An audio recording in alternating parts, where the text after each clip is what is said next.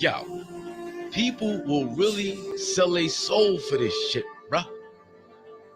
They say they about the culture, but really, they just want to show their ass. Yo, these niggas bugging. They ain't really saying nothing, just hustling. Walk around looking sus, and it's all just disgusting. Ew. These rappers make me sick, please pass the roller cussing. He said it's Spike E, man, get up off your knees. I believe I can fly, but first I gotta pee. He was such a G, king of flip games, rocking the catalog. Now come sit with this pain, another soul down the drain. He was really just a lame, but the cult of personality is difficult to tame. Just a drug in the vein, the whole world is insane. They all swallowed up, and to me it's just a shame. It's sad, it's academics and it's glad. We run until our business got the nerve to get mad. It be about the bad, little lawsuit is a drag. Like a politics, they say my nigga is a, come on. I'm saying we gotta do better, you know what I mean? Tell me about it. Niggas out here talking about peeing on each other and shit. Peeing on each other type shit, you know what I mean? Trying to make that shit sexy out there. Ain't nothing sexy about that. Ain't talking about they booty hole and shit. That's where we at. They booty hole. That's how we gonna raise the baby, Lord. Y'all do better, yo. Hang around the cesspool, you're bound to get shit on. So many play themselves just to try to get on. All captivated, caught up in a trance. This life is like a party and the devil wanna dance and you do the hustle. Now you wanna tussle and rustle. You had the records, but you ain't had the muscle to get you for your publishing. Now you caught up in the shuffle. Said you was getting the bag, but all you got was ruffles. Plus the internet's undefeated. With IT, you can read it. Power's a drug and these people need it. If you deep it really ain't no secret. They want you for your soul, you gotta fight to try to keep it. Michael tried to tell us, but we told him beat it. And they took back his catalog like we all didn't see it. I can't believe it or be it. What you sow, you receive it. We gotta do better if the future's gonna see it. I'm telling y'all, y'all better get y'all act together. They ain't playing around. I'm saying in a minute, they just gonna cut it.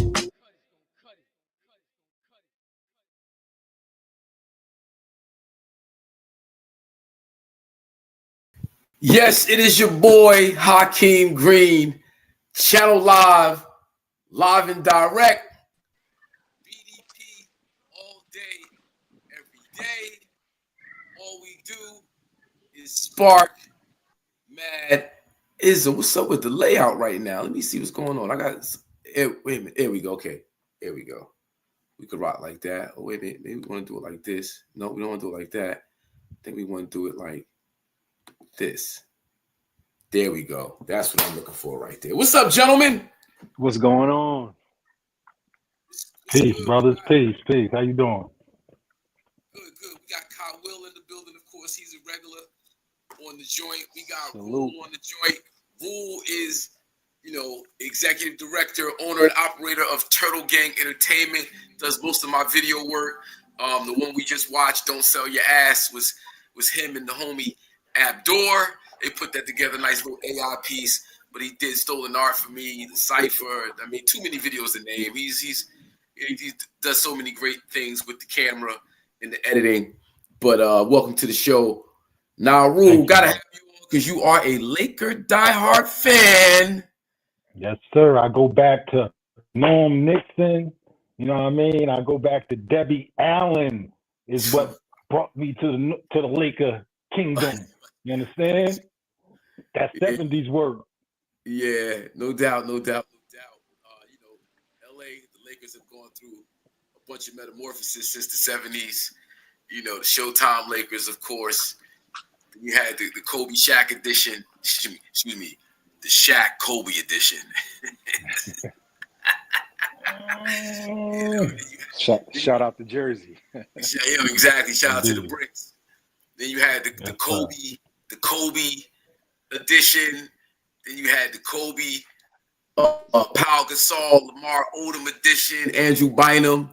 What's my man who played for the Wizards? What's his name?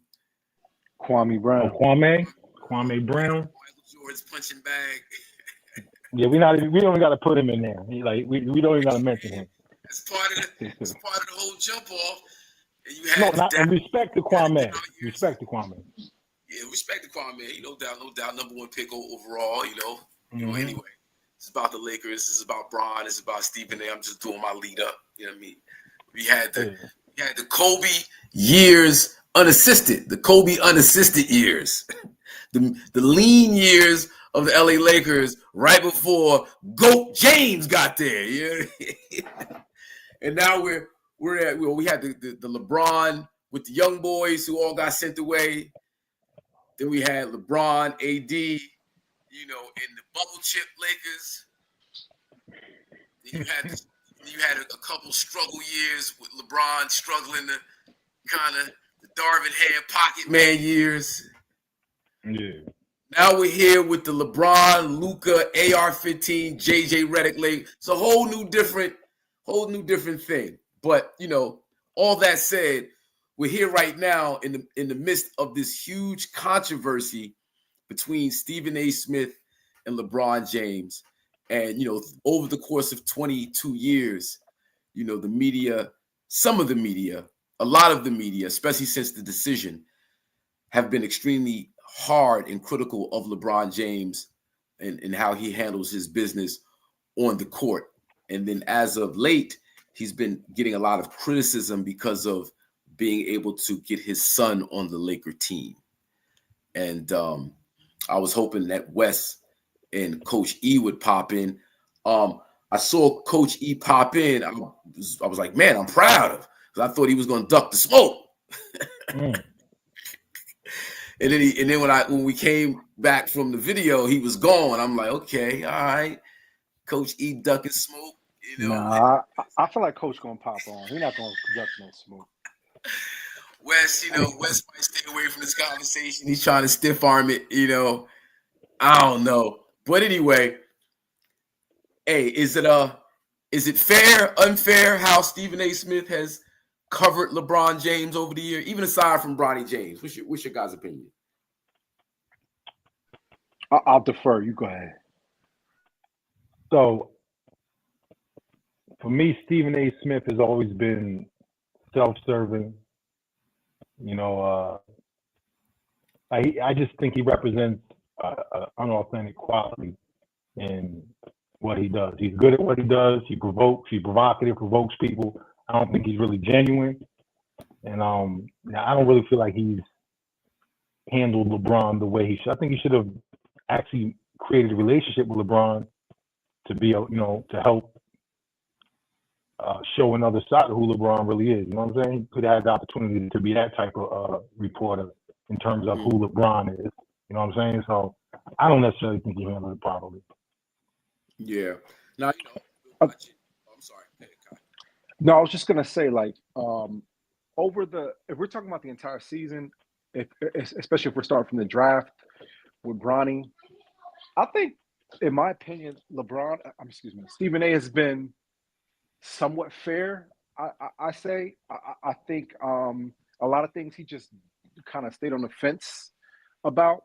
Up until very recently, I thought Stephen A. was kind of just lukewarm to the entire situation. But most recently, I know this is what we're talking about right now, in the past month or so, I totally disagree with the way that Stephen A. has been handling this situation.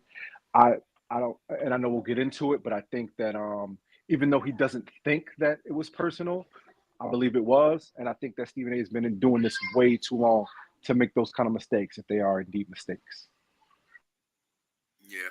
So the reason why I said during the course of LeBron's career, even prior to the whole Bronny situation, is that first you had Skip and Steve. Skip being, that Howard Cosell to Muhammad Ali type of journalist. Peter Vesey in relationship to Michael Jordan. Like, all the great athletes seem to have a adversarial journalist who covers them and critiques them and uncovers, the more private side of these people as almost like hit pieces to the athlete in order to build their career around the athlete. It's almost like it's a shtick. It's a strategy that sports writers, commentators, journalists use to bolster their own career using the iconic athletic figure. And, first we saw Skip do it and LeBron do a hell of a job even up until today. He just will not say Skip's name. He ignores him because I think he understands that Skip is doing just that, baiting LeBron into a situation like we see now, because it does something for his ratings. It does something for his viewership. It brings attention to whatever paper he's writing for, whatever channel whatever broadcast platform he's a part of. And that's, it's a strategy. It's trolling. We see this happen on social media, just with people where, I'm going to troll you to gain an audience, to steal your energy and bring that energy over to me. So we saw Skip do that. Stephen A. Smith being the opposite of Skip on First Take. Oh, I'm so proud of you, young man. I'm so proud of you. I really thought, I was like, I know Wes ain't coming on, but Coach E ain't coming on. He don't want to represent. Oh, I don't run from the smoke. Nah. What up, Coach? I was saying, Hawk, I haven't known Coach that long, but I know he ain't ducking no conversation. Nah. I'm like a chimney. I'm right. I'm ready for the smoke. Built for the smoke. Okay. All right. So where I was at in my little piece was just describing the history of not just Stephen A. Smith, but first Skip Bayless looking to be the Howard Cosell to Muhammad Ali. Skip looking to be that for LeBron James, and how it's a strategy, it's a shtick, it's a whole program with just not Stephen A. Skip, Howard Cosell, but many of beat writer, journalists, talking head has looked to bolster their own career off the back of athletes, trolling them, highlighting the negative and just like kind of leaning on that. We saw a lot of that with Peter Vesey and Michael Jordan. Yes. Right. So, we know that's a thing that just comes a part of the territory with sports journalism. And you have Steve sitting across from Skip, not bashing LeBron, but definitely not standing up for LeBron. Both reporters have established their support for Michael Jordan and, LeBron not living up to Michael Jordan's game. And then once Skip and Steve parted ways, we see Steve really take on that mantle of, Mike versus LeBron. LeBron ain't this, LeBron ain't that, LeBron ain't the third, LeBron ain't this, that. Like kind of filling that void that Skip left at ESPN. Of course, Skip goes over to FS1 Sports. Shannon being the pro LeBron guy, Skip leaning on the anti-LeBron. But through it all, 20 some odd years up until now, LeBron James has remained quiet. He's not pushed back. He's not dismissed. He's not acknowledged. He's just, he does what he does. And whoever has something to say, that's on them. This particular situation, I think, is a little difficult because it seemed to get personal. It's a key word, seem. Because, again, Stephen A. is just, it's a shtick. It's a program. It's a strategy. It's a way to cover LeBron James to bring the attention over to what he's doing, which there's no knock on that. We understand what that is. Sports journalism, media, capitalism. That's how America functions. We get it. But then when you get to the questioning his parenthood, like as a father, I'm begging you, stop this. That's when it's like, all right, bro, you're going overboard. You want to critique my son's game? All fair. You want to critique my game? All fair. But when you start questioning my parenting skills and my family dynamic, and you know what, I'm gonna take this opportunity to check you, and then we can get into all that later. But that's kind of like the setup. I think there's one caveat to all of that. LeBron has not been quiet. LeBron has not been public, but he's never been quiet.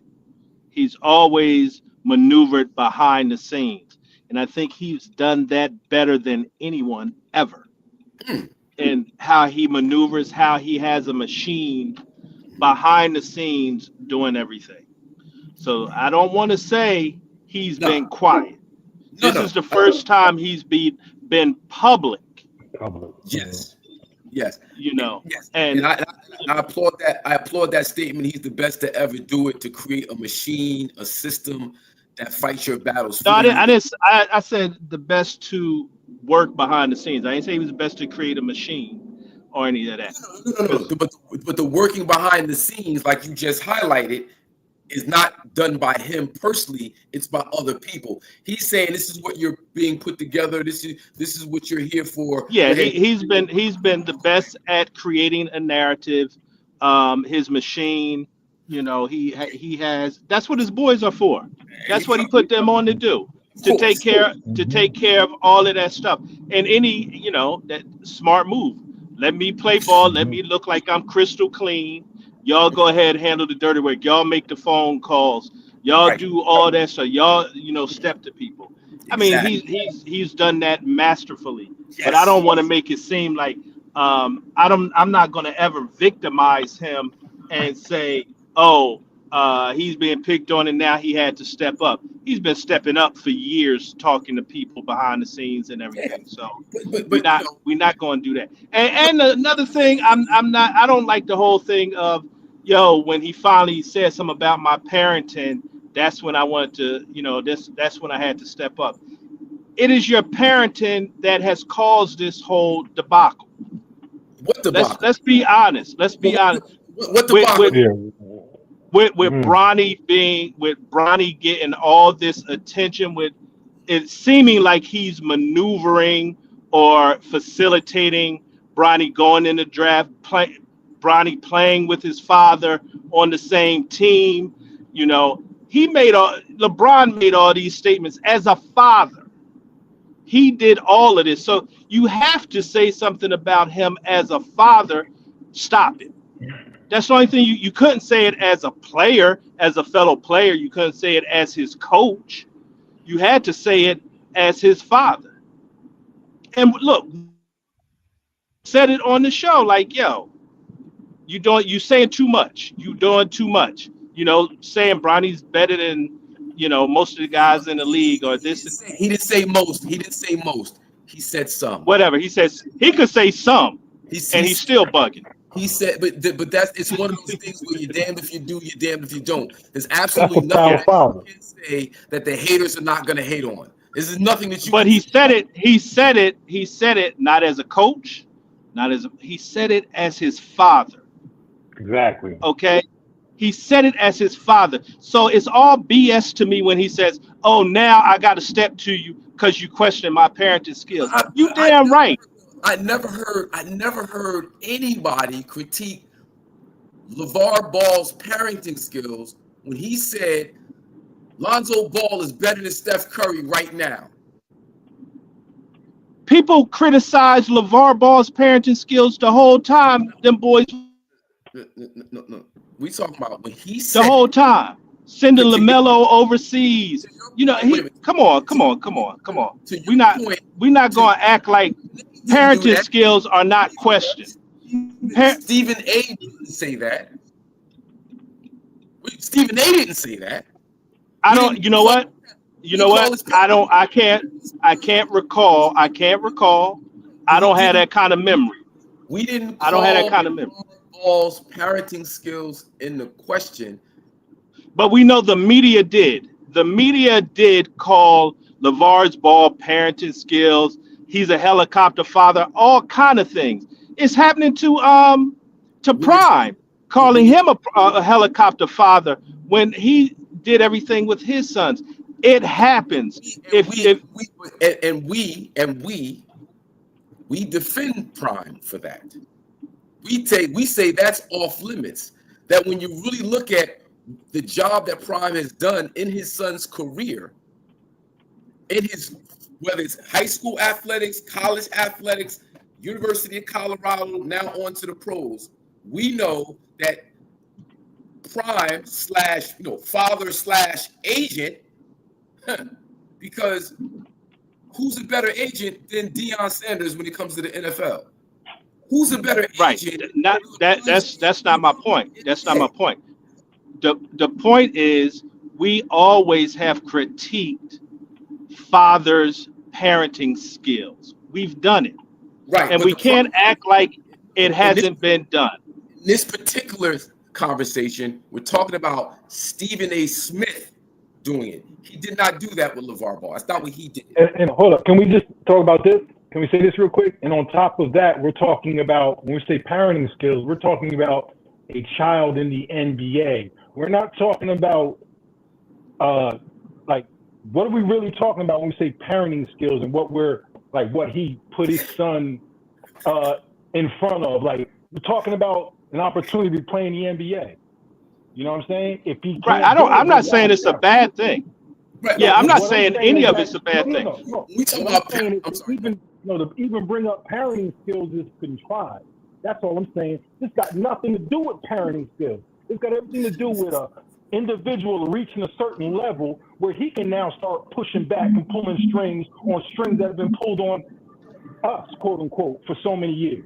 That's what Yep. this is about. And I don't know Yep. how we can't see it and just overlook whatever that's nepotism. So what? This is what we fighting to get to. And this is an example of that.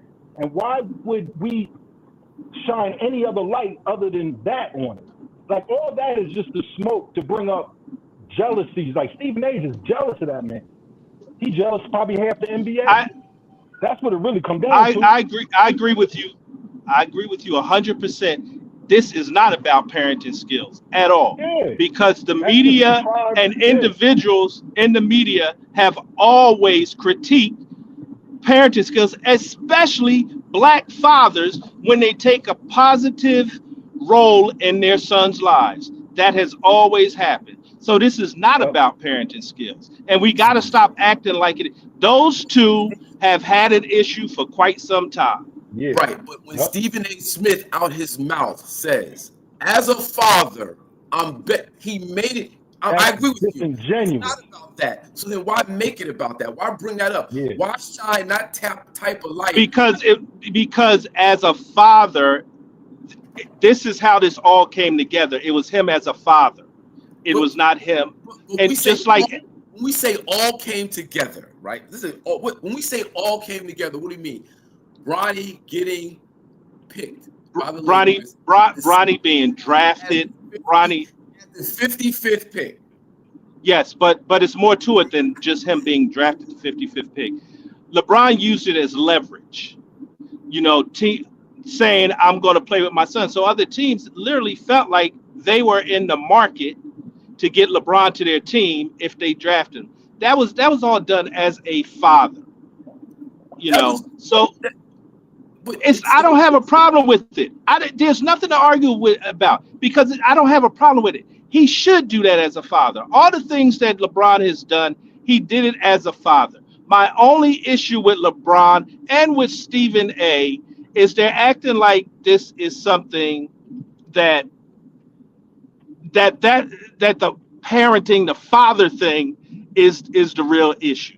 It's not. It's deeper than that. They're both passive aggressive individuals. They got beef with each other, and this was the catalyst right there. Because I'm sure at this point, when he said that, Savannah said something and said, "Hey, LeBron, enough is enough."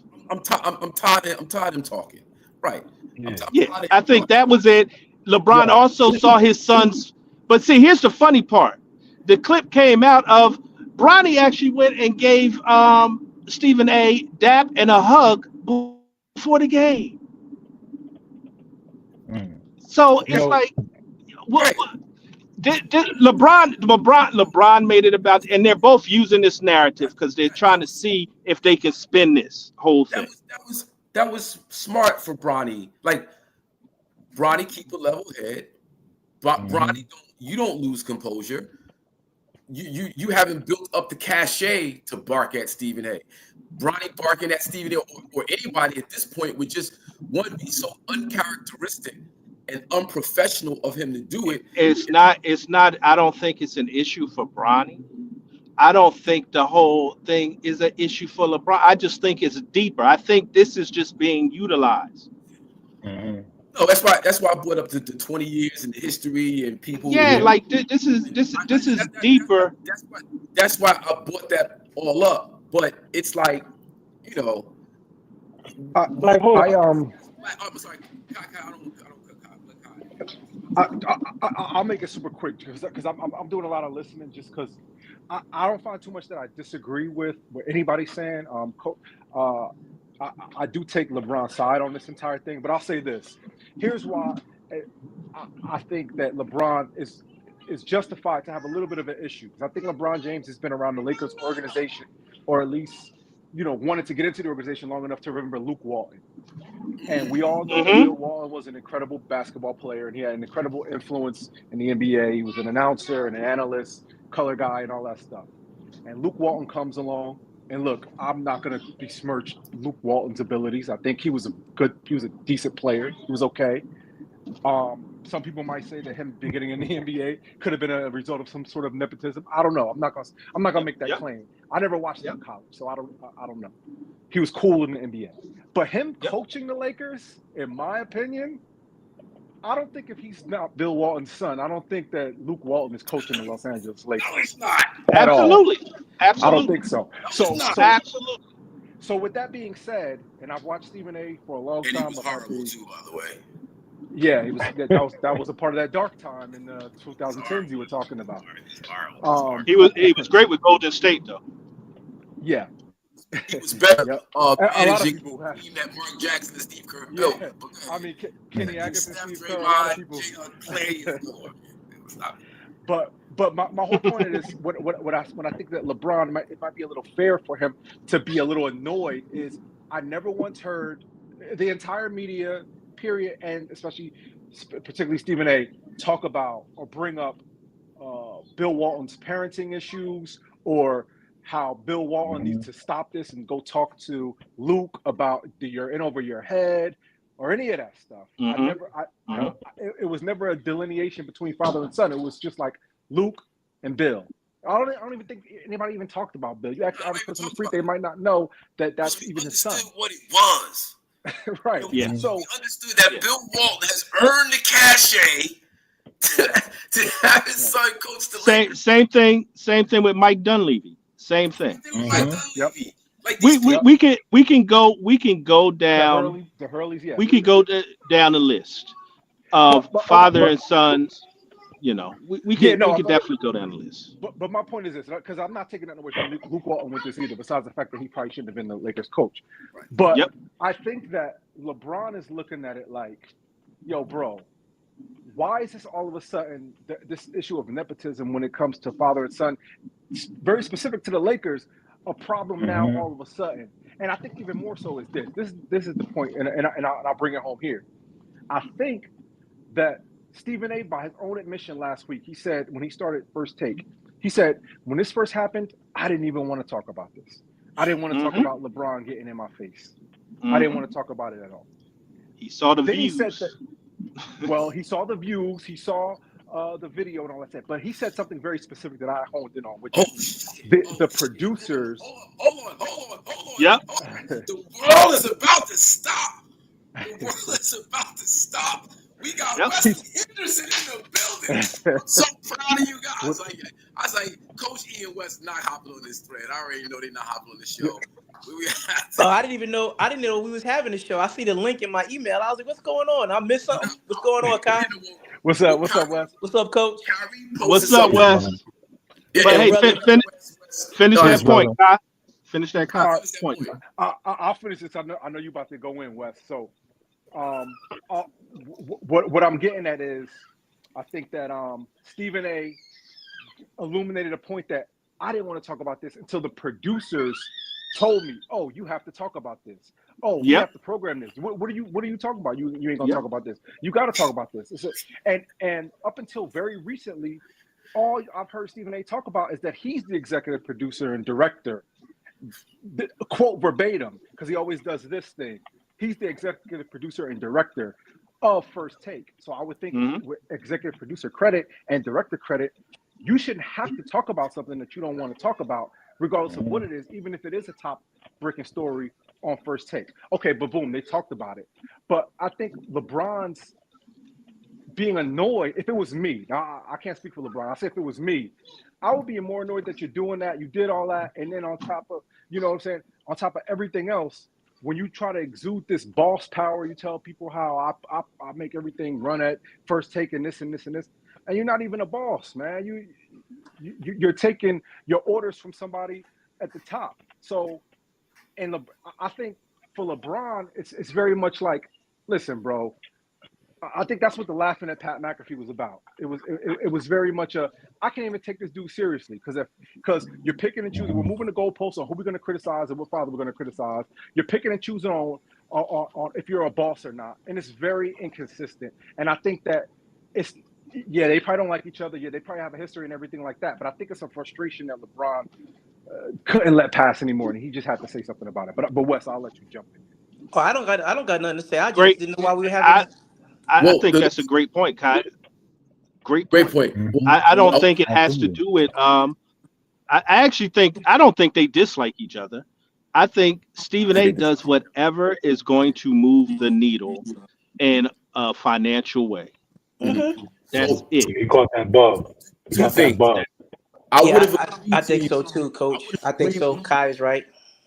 Coach, I would have agreed with you up until today, seeing a video of a game last year. I believe it was the Boston Laker game, and LeBron came up. It was Stephen A. Smith. It was the cat who used to KD's old guy, Dave Myers. Yep. Dave Myers. It was He shook his hand. Yeah, I saw that. He gave Cade Perk a hug. Dave Myers, he gave, what up, homie? Homegirl, he gave a little and got to Steve like, all right, nigga, I'm just shaking your hand because I don't want to look crazy right now. But I still don't think there's dislike there. I think it's a couple things with that. First of all, if I'm Stephen A., you got to run the whole MJ narrative, LeBron thing, because you got Shannon on there caping every day. Like, in no way I've ever seen a man cape for another man in my life. Never seen nothing like it. It's actually weird. It's really weird. Huh? No, it's close. It's close. So I get it from that sense. I believe that one alone. That was like a loaded gun. I didn't hear you. Go James, nigga. I didn't hear you. Nigga. That was funny. So I think that's part of it, and the whole shtick between them two on the GOAT thing. It never moved the needle. This truly moved the needle in a way that argument never could. Oh wow.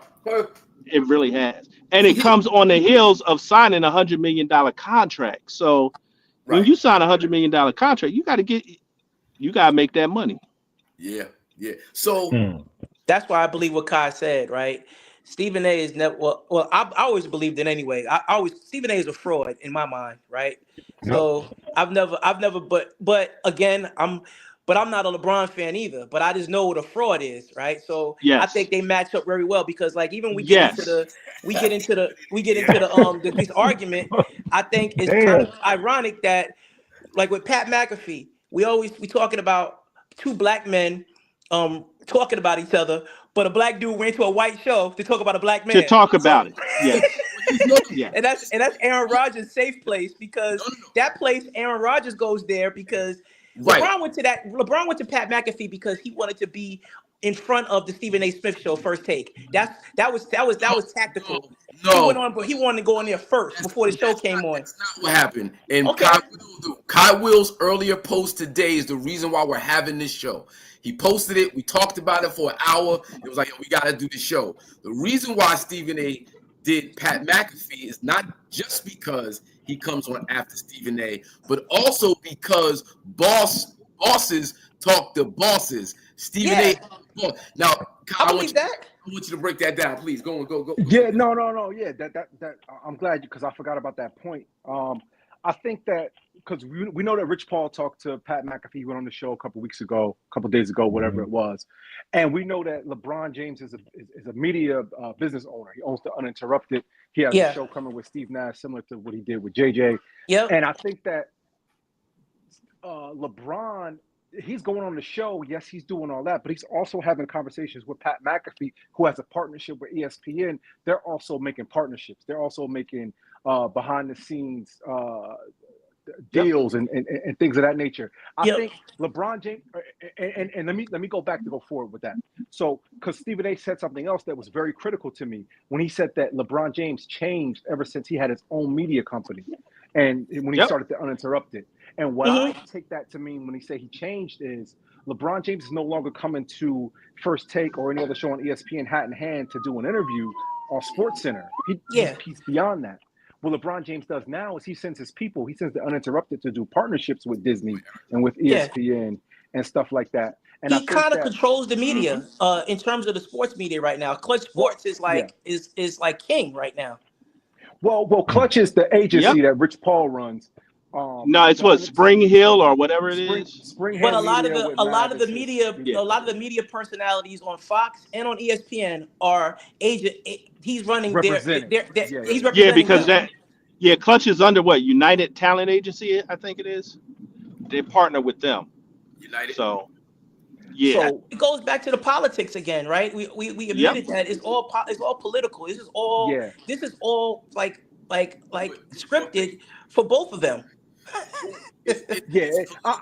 I think there is political West. It's different in that how a black athlete now has positioned himself to do business, and that's very true. So he made the point on the McAfee show that they're into partnerships. They're not just with, giving my energy over to something that I don't own and control. And that kind of raises the bar, not for LeBron, but for all the athletes that come out, because we all have these, technology allows us to. I guess that blueprint was already in play when Derek Jeter did the periodical. What was that? Where they were getting upset when the athletes were all not talking to media; they were only talking to Derek Jeter's his periodical. Right. It was on the internet. And they were like, "Yo, like they're not talking to us anymore." I forgot the name of the company, but that's where it started. And he took, because he was talking to Derek Jeter, LeBron, he would do interviews with them. And people were getting mad because, the media was getting mad because they weren't being able to control the narrative on what's going on. Yep. So I get it. That's what I've been saying. It's all about LeBron is the GOAT of controlling the narrative, whether it's behind the scenes, whether it's in front of the camera. He's been the GOAT at that. One thing that LeBron does differently that a lot of people that may be operating in the space, Omaha is one, they have the partnership with ESPN. That's Peyton Manning. He does a great job. Of course, you have The Volume with the guy from Fox, Colin Cowherd. Bill Simmons did it. A lot of people do it. But what LeBron James does differently that I think a lot of the purists in the business, from conversations that I have, don't like about him, for better or worse, is he doesn't have these lifelong legacy media people that are running his company. Maverick Carter runs Spring Hill Media. Rich Paul runs Clutch Sports. And I think that goes back to the Phil Jackson thing, which I don't know if Phil meant it to be a racial thing. I don't think he did at all. But when he said that he came in with his posse, when he came in to bring him to New York, I think the legacy media has a bad taste about LeBron James and the way he operates in business, for the same reasons that we love. And I'll say I'll speak for myself. The reason I love what LeBron James, because he empowers people. He empowers people that in any other realm of reality would never have an opportunity to do these type of things. I think what he does is tremendous. I always I leave it at basketball for me. Because everything that you're saying is 100% accurate. You can't not look at what he's got going on and be like, oh. But when it comes to the basketball part of stuff, I just be like, yo, I know him, and I don't understand why we don't act like we don't know dudes that are just like that. He just has more money than us. But we know people in our circle who have the same type of mentality that he does, and I wouldn't fuck with him. That's it. It's the bottom line. It's really that simple for me. That's it. He got 10 championship appearances with 8 times in a row. That's what I'm saying. Basketball, you can talk to me all day about basketball, but I would still have my own preference. I got it. LeBron has done for his career. Stop right there. Right. Yeah. Okay. So you have your own preference. Norris and I talked about this earlier today. Right. Yeah. That's okay. Like, everybody has a style that they lean to, whether it's an MC, whether it's a basketball player, a Whether football it's a player. woman, people like Beyonce, I'm going with Rosalind Sanchez all And, day. I'm and just saying, Yo, that's can just I say, me. let me, let me say, that's your personal thing, Yeah. not necessarily mm, a character flaw in the other person. No, but it's things about it's certain things that I see that I just that don't attract me to it. Just like it's certain things that can I attract you, say something? Tim. So it's okay. It's Right, okay. So right. and I can bring up negatives about every person out there, and I can bring up positives about every person out there. But there's Mm. something from an athletic and a competitive standpoint for sports, for me, just for me, that I find is a weakness in the competition level there. I think it's a stat guy. I think it's a athletic person. I think that's all there, but it doesn't erase what I've seen competitively over the years. That's all I'm saying. And it never was Now, attractive to me. That's it. now, Why can't it can be I I say that this agree. way? to you? I agree. That's Can I not. say this? Why can't I say that? Like I don't understand it. So let me just, can I respond to that real quick? Yeah. So, like, how when I first heard you say it, how I took you was like, I don't fuck with that. I don't fuck with a guy like that. And I'm like, hold up. This is a man who empowered all of his best friends and brought his circle with him, I didn't right? say anything. I So, said it was basketball related. no. So you didn't hear I me. know Or that. okay. No. I'm correcting myself because when you first said it, Yeah. it sounded like that's what you was implying, Oh right? nah, never that. So like I don't fuck with him like you know what I mean. So all I'm saying is that for people who have that type of sentiment, like he's the exact type of person that we really want our kids. Like whatever falls on the court, he flops and he wants to be on the best team. When I went to Park, I wanted the best people on my team too. You know what I I mean? did If I too. could, We both so I'm did. I'm saying sure. so Right. whatever flaws we see in that man competitively, basketball wise, he doesn't have the killer instinct. Kobe, he makes up with it on such phenomenal levels outside of the game that I think somebody like Stephen A. should be extending more of a hand to him than using this as an opportunity to push his brand. That's all I'm I don't saying. think Now, I Stephen mean, A is doing. He's disingenuous, right? Yeah, Stephen A is Stephen A. will never disingenuous. do that So with you're never a gonna. black. I'm never gonna partner with Stephen A. because I know he's doing it for his brand, right? Right. So even as a Cowboy fan, I would sit on this show and say the shit they used to say about Dak Prescott was out of pocket, right? But we not yeah. reacting to it because Dak Prescott is not a champion and everything like so. Now you have to be a certain level in order for you to get respect from Stephen A. or else it doesn't matter.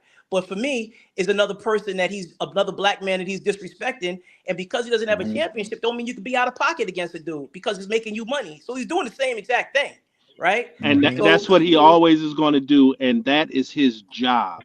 that's And his that's what job. we kind of giving him a pass and acting like that's not his job. His job is to tear down positive black men.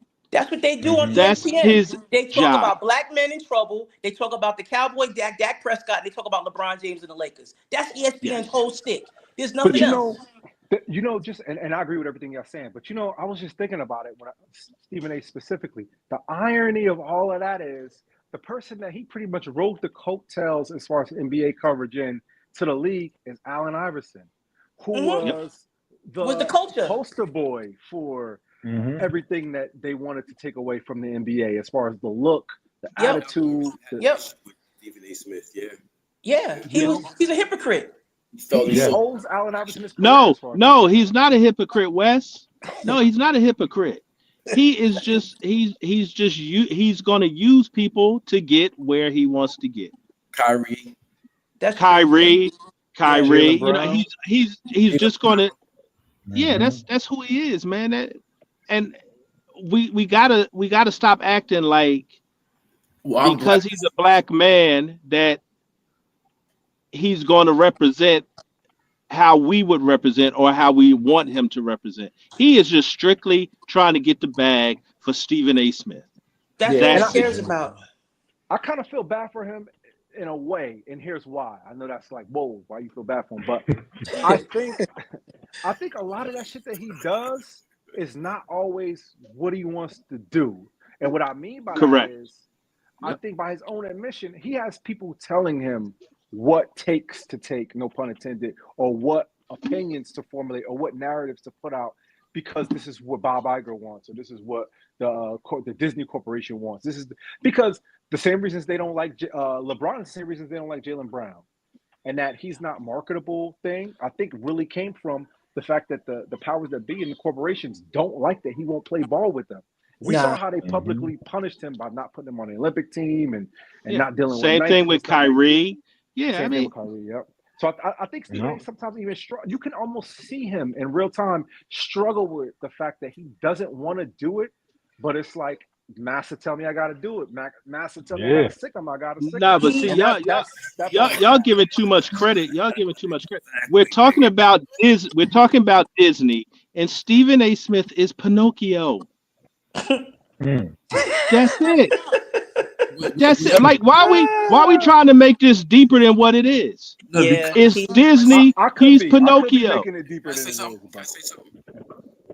So I went to a quite frankly with Stephen A. Smith show back when that was one of his first things, right? Quite frankly, yeah. Quite frankly, right. And I have to say I was quite impressed by him. Enough to say after the show, like it's after a question and answer. If you didn't get a chance to ask a question on the show, he would let you ask a question after. So I raised my hand, like maybe one of 15 black people in the audience of like 40, 50 people.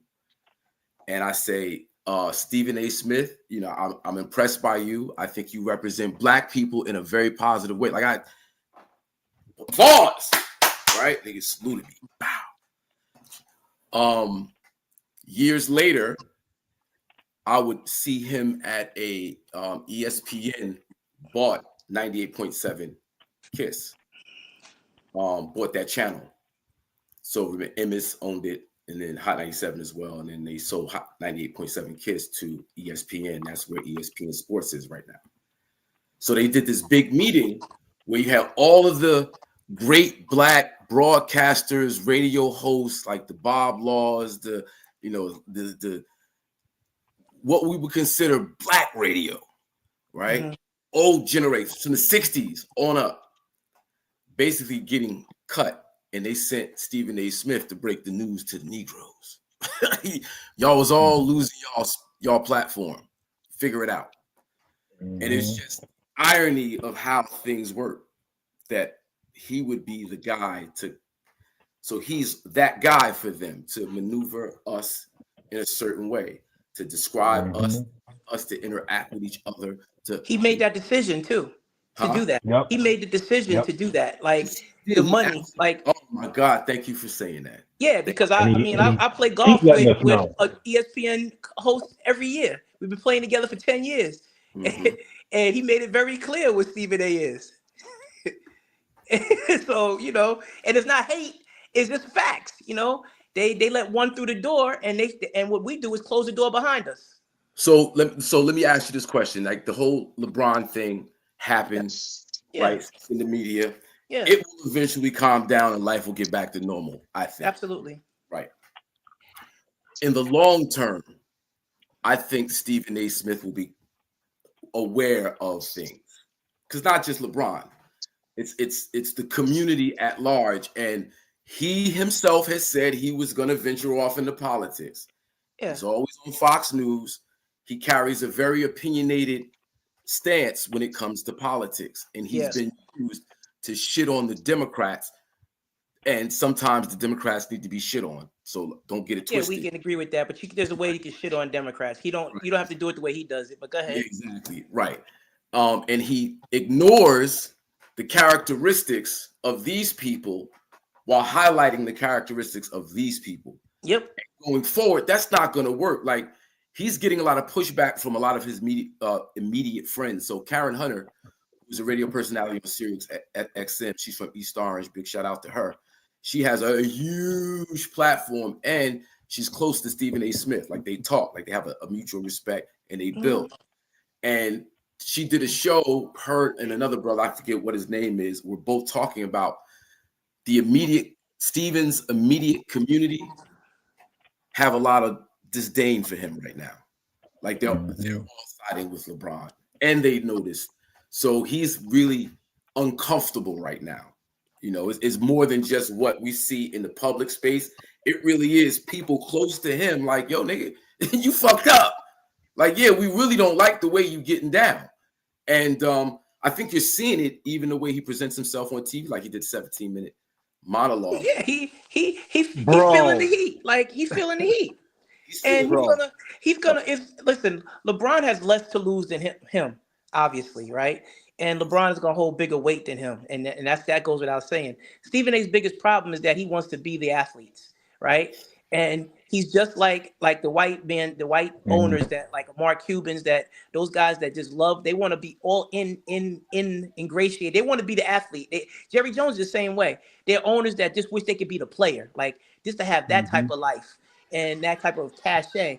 And Stephen A. Smith took it to heart, man. And it just is snowballing because he think he got bigger. He thought he was bigger than the players. He was threatening people damn near when Kevin Durant and him had issues. Like, I got secrets. Like, what is that? Like, who does that? Like, yo, what are you doing?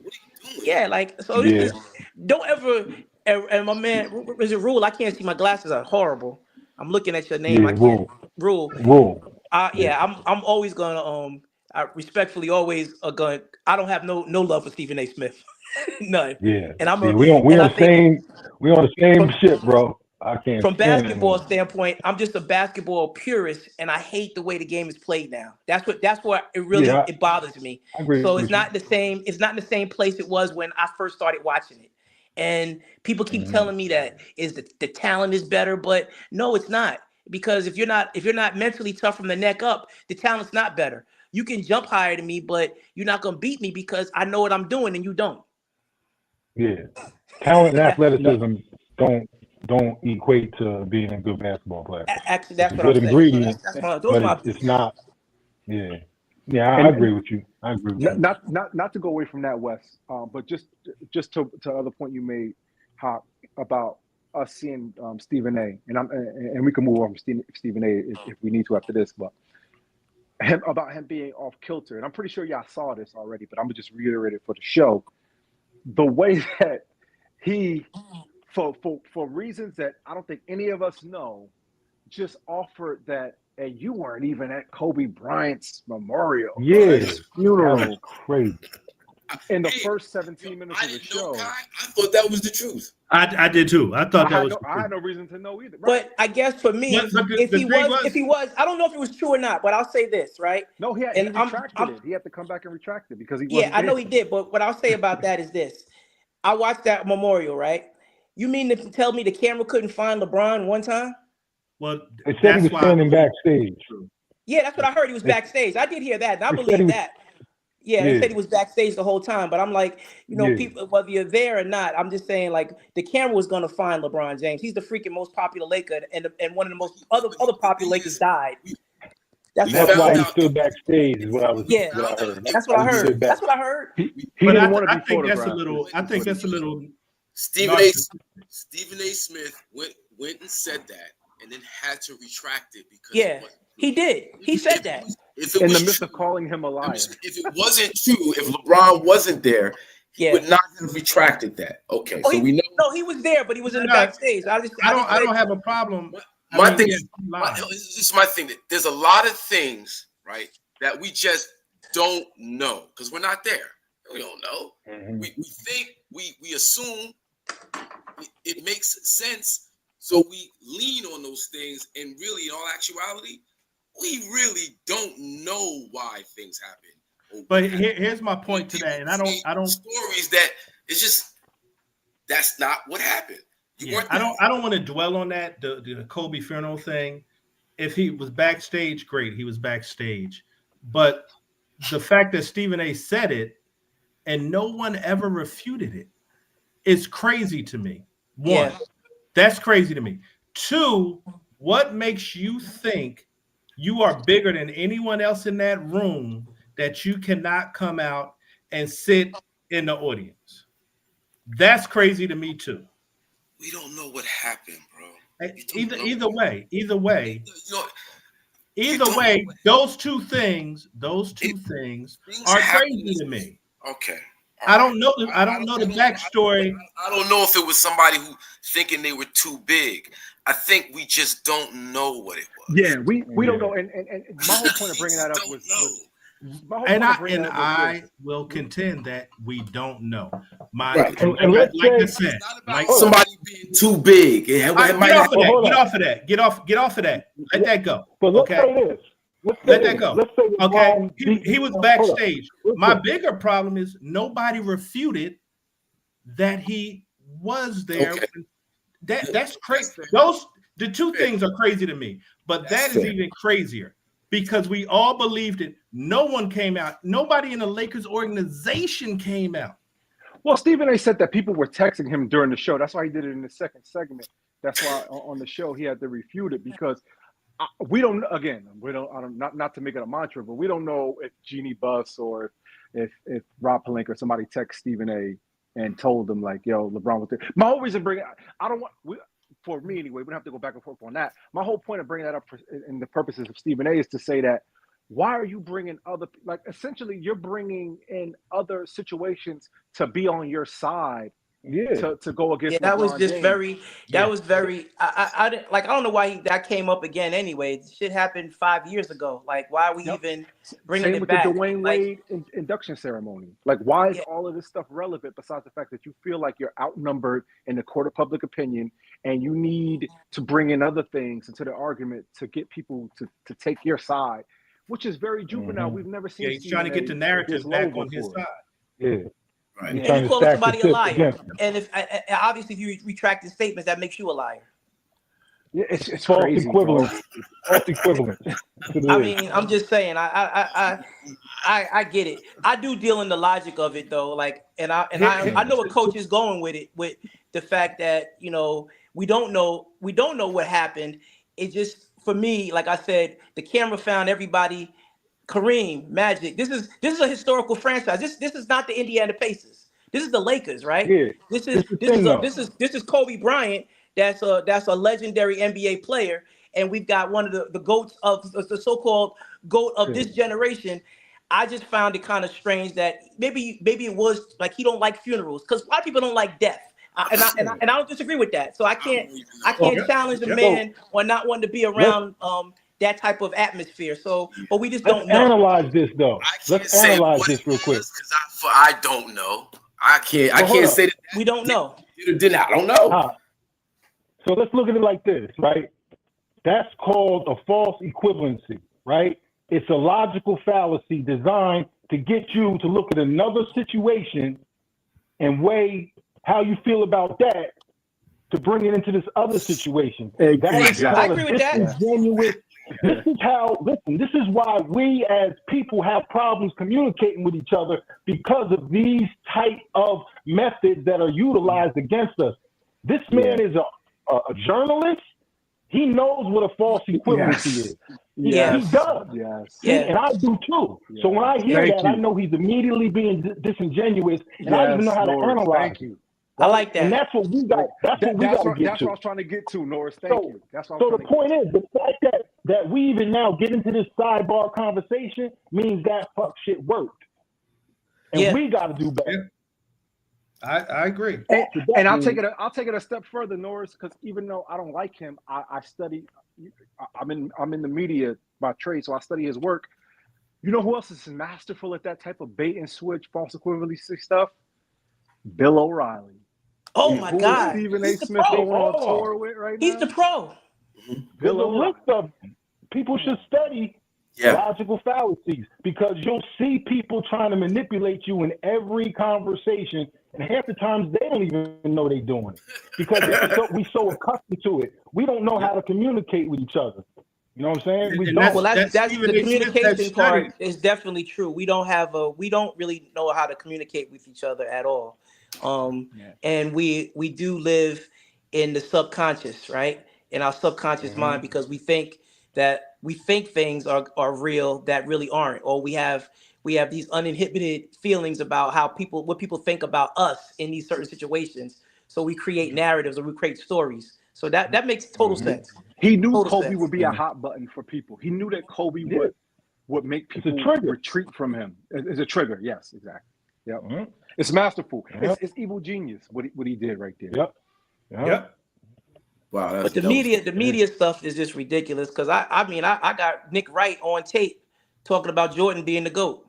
And then motherfucker found out the money was right, and he said something totally different. So I mean, so they are If the masterful. money's right, You I know, might say something different too. Shit, Paul George could be the exactly right. GOAT if you And give me enough The money. money I'm keeps my coming in. I'm issue. gonna say what I gotta say. Yeah, Right? that's my You know? issue with all this. We're not recognizing that these guys do this for the money. They're not true Yeah. journalists anymore. They're not Nah. those guys writing for the New York Times or Washington Post or any of that anymore. These guys are actors. That's what they are.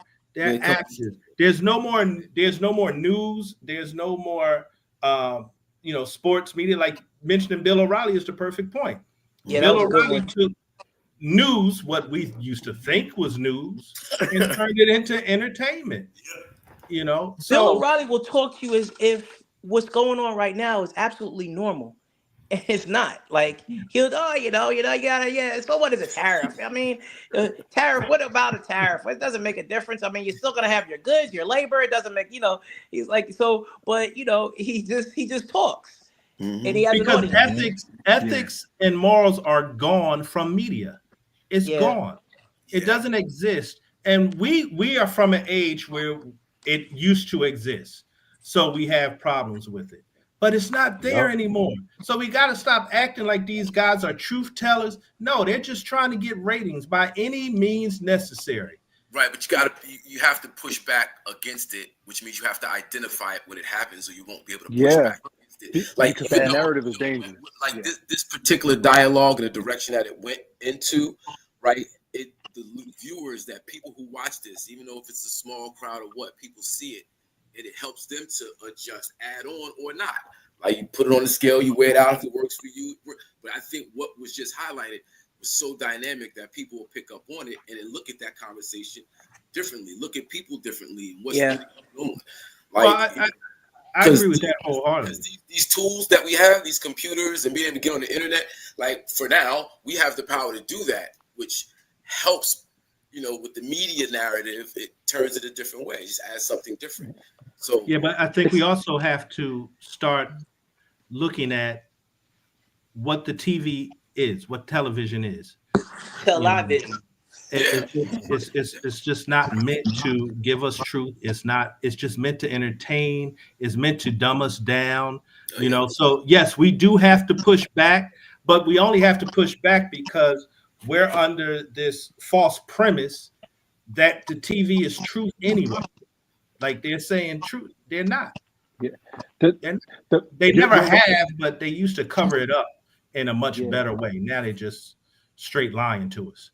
The biggest thing that annoys me about it, Coach, and you're right, it's all like smoke and mirrors, but I think about people that I know that follow sports very surface level. Like my mom is a great example of that.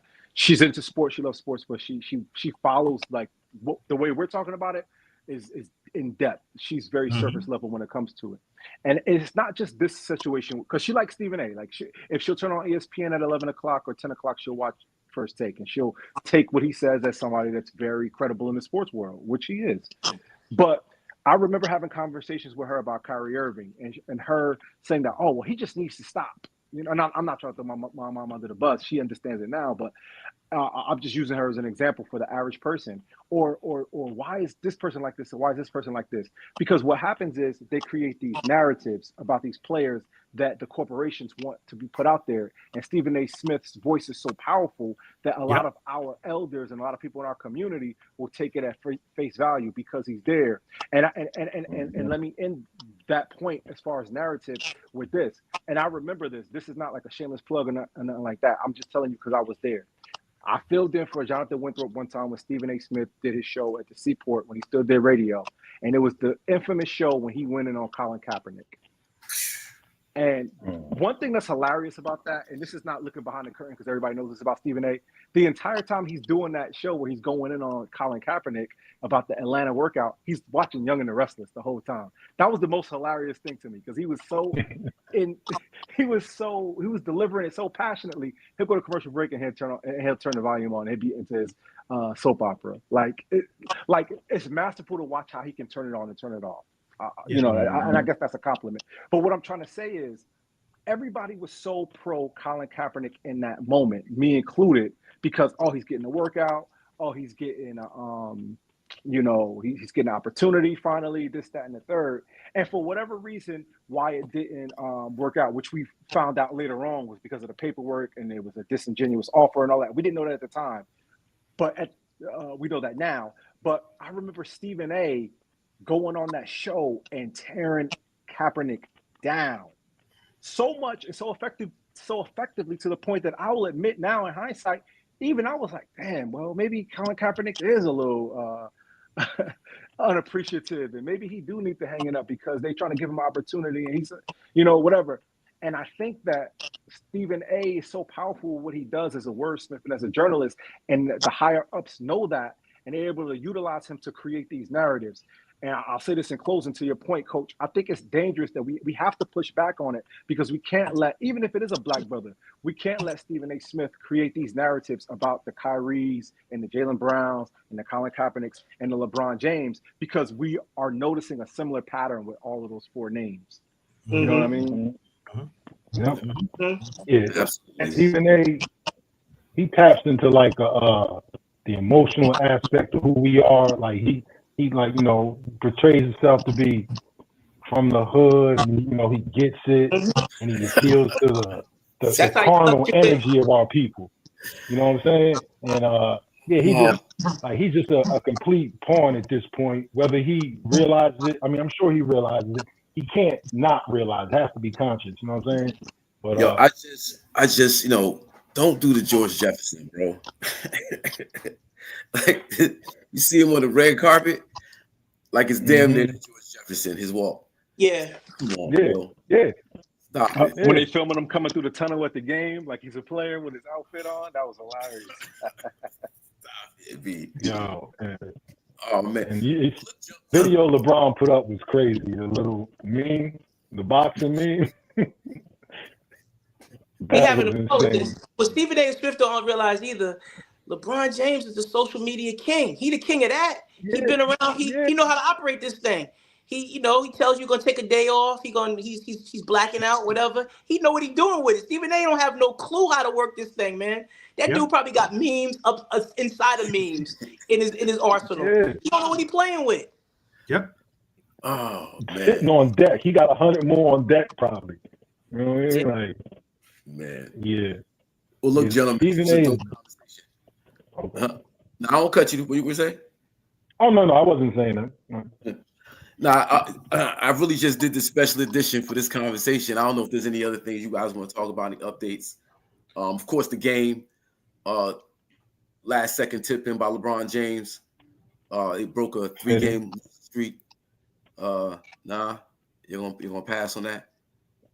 Well, I'm a lifelong Laker fan, and just to, but I enjoy LeBron in the role he's in now. You know what I'm saying?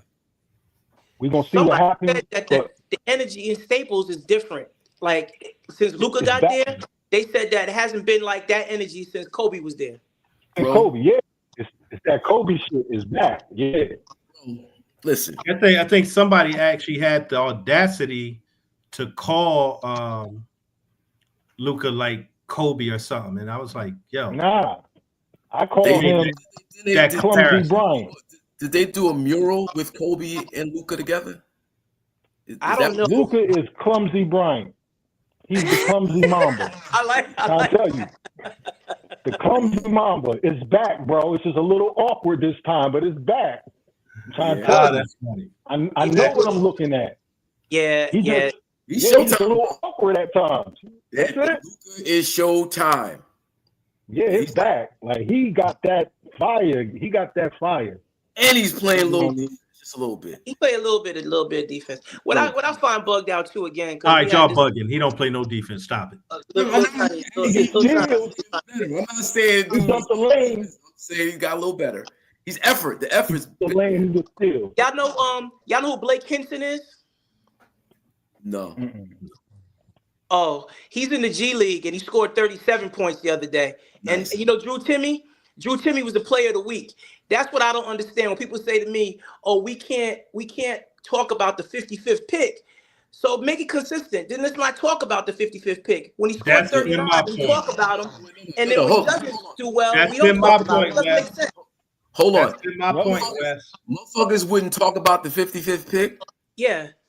if niggas didn't criticize the 55th pick. But what I'm saying is, and I don't disagree with you, Hawk. What I'm saying is that we can't talk would about pay 39. attention.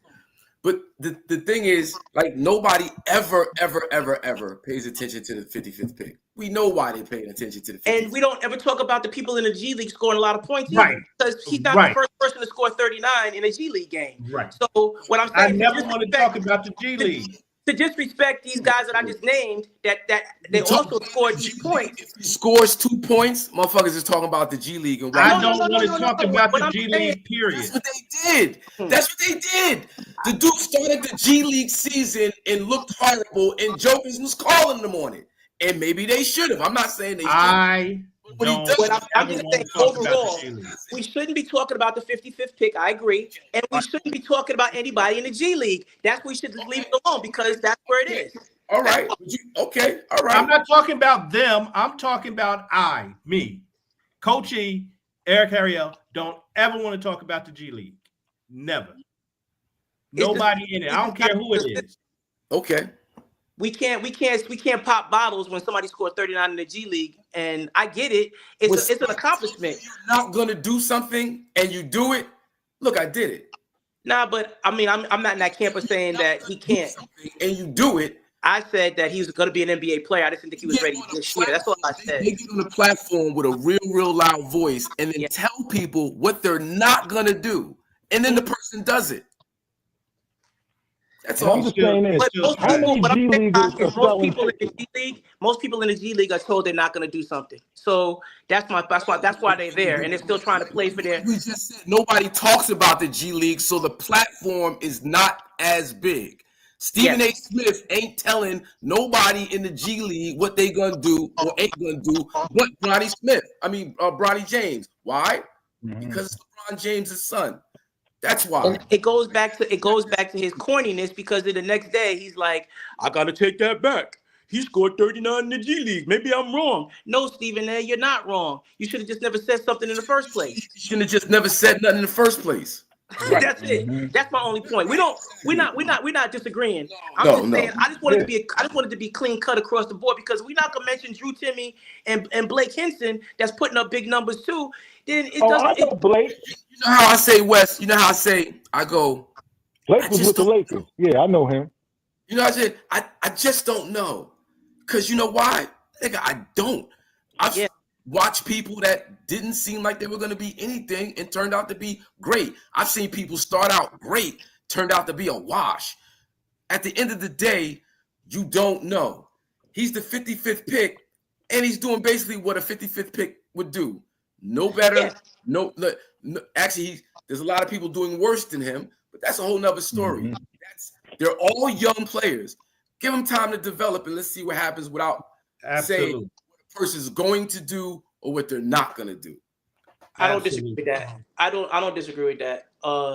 But I guess what my point is, if in the media, this is a media thing, if we're going to be doing that, what we're doing is, well, then call out Brandon Williams, who was an undrafted person, and he's the leading scorer. He's the leading scorer in the G League, averaging 29 a game. That's what if we're gonna go down this road, that's what I'm talking about. We lost to this sports show, so maybe we should, just to highlight these other players. Like we should do women's basketball, like we should do baseball more, because it's a sports show. It's not a basketball show. It's not a football show. It's a sports show. So yeah, we should do that if we love the game of basketball and want to cover it. But like Coach, if we don't, that's fair too. I understand. If Coach don't want to cover the G League, that could be my assignment. But I'm only saying it for the fact of the matter that we make is such a huge deal when one player at this stage, and then they say, well, you can't talk about him because he's the 55th pick. It just becomes inconsistent. So we can say something nice when he's doing well, but we can't say anything when he's doing bad. And the reality is these guys are all in the G League, and there's a lot of guys that are doing good things, and we only talking about really one. And I know why, and I'm not naive. I get it, but that's part of what the issue is that goes on too for the basketball purists like me. I just want consistency. That's it. Right. So how can I say, like, so I hats off to like the fathers who have children that follow in their footsteps, whether it be LeBron James and Bronny, Mm-hmm. Prime, Shador, the Scottie Griffies, Pippen, the Pippins, The Gary Jordans, Payton, Kenyon Martin. Kenyon Martin, Carmelo, you know, Gilbert Arenas. like hats off to all these guys. You know what I mean? Yes. Like this, you know, it really is a beautiful thing, and it highlights fatherhood at the end of the day. But how about this part about fatherhood, right? How about the Greg Masons, the Dave Mayers, the Carl Smiths, guys that you don't even know, that they got sons that probably play just as good, if not better, but their fathers, those guys I named aren't NBA basketball players, but their kids are working the same amount of time. They traveling all over the world to get their kids, these sons, to these games and doing those things. So that's all I'm saying. It's those are people too. I know other people that's Yeah. not Ronnie James Yeah. that definitely got an advantage because their father was so and so. He ain't the first one. No, he's not. He's not. He's not gonna be the last one. I just want us to go back to what we used to like. And there's levels to the advantage. Sometimes the advantage is on levels that we take for granted, but it's all a part of putting you on a platform for somebody to go. I love Anthony Mackie. He was sitting with RC. He was sitting with their show. Yeah. And he said he was talking to his daughter, I guess, or whatever. His son. And it hit him that the reality of life, he said there was somebody out there better than you, but somebody said, no, I'm getting behind you. And that's why you got what you got.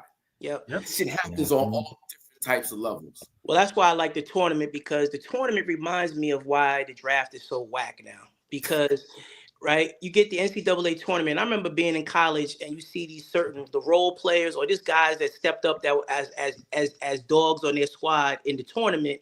And then you say, damn, I hope they get drafted. I can't wait to see them on the next level. And you watch them perform at the highest level in NCAA basketball. And then they're not even on it. They don't even make a team. They might get drafted in the first, second round or undrafted. And you watch them perform at the highest level in terms of the NCAA is the highest level of basketball in college, right? We all agree at that, right? Yep. And we've watched it for years being the best brand of basketball because cats be leaving it all out there for one game, right? Because you only and if you is win or go home, that's how it works, right? So now we in a league where cats don't show. Maybe they do, and I won't make a definitive statement because it's not wrong. But they don't feel. I feel like it's more of an entitlement, and they don't really respect the fact that guys did stuff what they did to get them to this money that they're getting now. Like there's people that paved the way for all this, and the tournament, it was a part of that. And now cats don't want to play in the tournament. Cats don't go to school. It's all types of stuff. And it's like this bugged out to me. But the product is speaking to the deficiencies of what it takes to be a real good player. Hey, Wes, unfortunately, that's just a part of life and what we deal with. Mr. Eric Harriel could definitely confirm in terms of the music industry and in the shape of the, you know what I mean, the artistry that comes out of like the process, the entitlement, and they're making more money, all different types of ways than we could imagine back in the 80s and the 90s. And it's just the quality of the music is I mean, I don't want to disrespect nobody, but you know what it is. Different. It's different. Yeah. Nah, I'm just voicing my frustration. I get it. Like don't think I don't get it, but that's the reason why I just can't. I don't embrace it no more. That's what I can't commit to it like I used to. TNT was part of my life. Like Kenny Charles and Shaq, that was part of what I did on Tuesday and Thursday night. That's what it was. Like now, but even yes, because they don't even watch the games. Yeah. How you getting paid all this money to talk about games you don't watch? No disrespect. They don't even watch. Everybody don't even twist it. Big Shaq. I love that about him. Like, yo, I'm not even watching a game. I'm coming up here to hang out with my boys. We're going to kick it. But I'm glad you put this together, Hot, because I was in Tampa on Tuesday and I did have a lot on my mind, but I couldn't get in. I couldn't tap in. Couldn't do it. I was like, oh, we have a makeup show? Oh, this is the do-over? Yeah. Yeah, Stephen A. and LeBron James got the world on fire. But I think I do understand the fugaziness with the media and the don't fall for the trick stuff. But it's good to be able to sit back and highlight what the tricks are. You know what I'm saying? It's good to be able to do that, get a different perspective on the shit. I think we've been talking about this. Me and you, Hawk, we've been talking about this for years. Yeah, the Fugazi stuff. But I think we got to also we've been saying a lot of this stuff for a long time about the Fugazi of the media and how they control narratives. So it's not new. It's just like Rule said, they hit those soft spots for people. And when they tap into your soft spot, that's when you react, right? And that's when people get clickbait. That's clickbait. That's all it is. We the most triggered people on the planet, boy. I'll tell you that. LeBron got triggered by clickbait. Yeah, clickbait. Yeah, pretty much. Yeah, but clickbait. it's all to make everybody some money. Hopefully. And the thing is, LeBron hasn't crashed out at all. He's never crashed out his entire career. It might just come at the end, and it might be calculated. Like, you know what? I'm about to go out. I'm gonna take some of y'all with me. You know what I mean? LeBron is at a point now where he's almost untouchable. You know what I'm saying? Once they drafted Bronny, it was over. What? Yeah. Now I think I'll be here till my next one comes. You know what I'm saying? That's what I said. Yeah, I was like, he next level with it now. Yeah, he's like, I'm gonna play till I'm 45, and I'm gonna be. They both gonna be on the Lakers. Yeah, I'm the Godfather. And I see that. I see that happening. Want to be a cheerleader? He might. I see that happening, and I think it's a real possibility. And this next one to get drafted higher because he's just a better prospect. Yeah. But absolutely. Here's the thing. This why I knew LeBron was never going to do anything to Stephen A. Smith. Because the Morris twin was right there next to him. And nobody wants that problem. Nobody. Luka might. I mean, not Luka, Joker. No. Nobody wants the Morris twin problem. Joker didn't want it either. That's why his brother stepped in. Like, we're gonna have to handle this for Nikola. That little dance move he would have tried on LeBron, that little shoulder shuffle, whatever he was doing, that Morris twin would have folded him up. Yeah, he'd have been in the seat. They'd have pushed him into the stands with the seats. It would have been over like quick fast. Yeah, that's how I knew it was. It was never going to go down. Like you're not swinging on LeBron James. Nobody's swinging on LeBron James. Never going to elevate past, so and so. Okay, bro, you got it. And sit down. They both knew that. They both knew that. Like everybody got the fact that the Morris twin was actually there on IR. Like he not even in uniform, so he really could knock you out.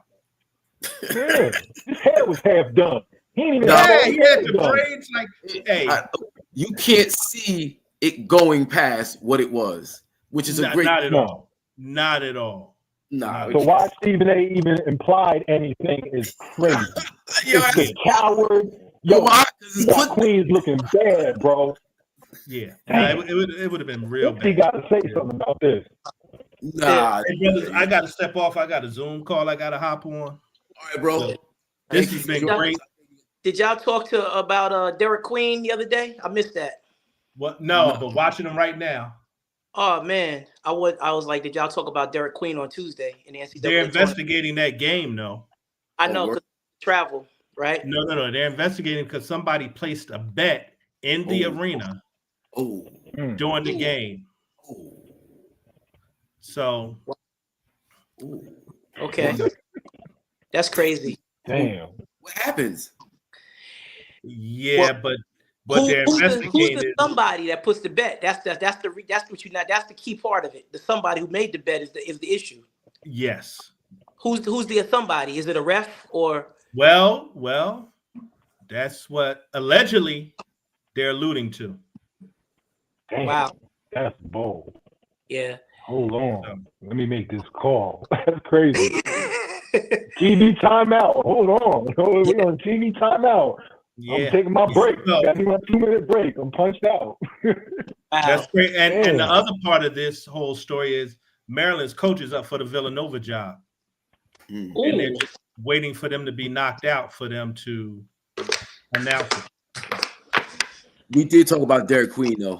On Okay. West to your Okay. question. Yeah, we Yeah. did talk about him. Cool. He's dope. Like, I think he's gonna do well on the next level. Oh, he's a top 5 player, but he's a 6'11", 7-footer that doesn't play like a European. Because if he was European, he'd be like a number 2 pick. But since it doesn't look sexy to them, they think he's not. But he's a top 5 dude. Yeah, and another thing we got to talk about, I guess, on Tuesday. The NBA just had a press conference today about starting this European League with FIBA. So they're talking about like 12 teams and then like 4 other teams that could play themselves in to like the playoff situation. So, Yeah, so what gonna be happened? some clumsy Euro stepping. What happened with that? What you say, Hot? LeBron and Maverick were looking to start a European league. LeBron and Maverick don't have the NBA or FIBA's money. Not at all. But you did hear talk of that, right? I'm not wilding. Yeah, I remember Maverick, I think, mentioned it a while ago. But hey, you can't always put your ideas out there. Yeah, that might be the idea, and they just have to partner up with them. Yeah. Partner up. We want to be partners with everybody. We want to partner up with FIBA. I think the NBA needs to partner up with LeBron James on that one. I don't know. Listen, that's next anyway. I mean, listen. I hope he takes. I hope somebody can take over. I don't mind. I've been saying a league of their own for years too. So yeah, that'd be nice. You know, the women did it. The women just did it. Yeah, I'm talking about the like brothers, because the owners act as if it is a slave auction, and that's right. They act like they own. That's even if it's $36 million, you my $36 million thoroughbred, and you're gonna do what I say because it's $36 million. So I get all that is crazy too. So hopefully they do that. I hope they do build it on their own. Yeah, absolutely. All right, yeah, that's something. All right, brothers. All right, fellas. Pleasure, man. Pleasure. Peace, yes, sir. All right. All right.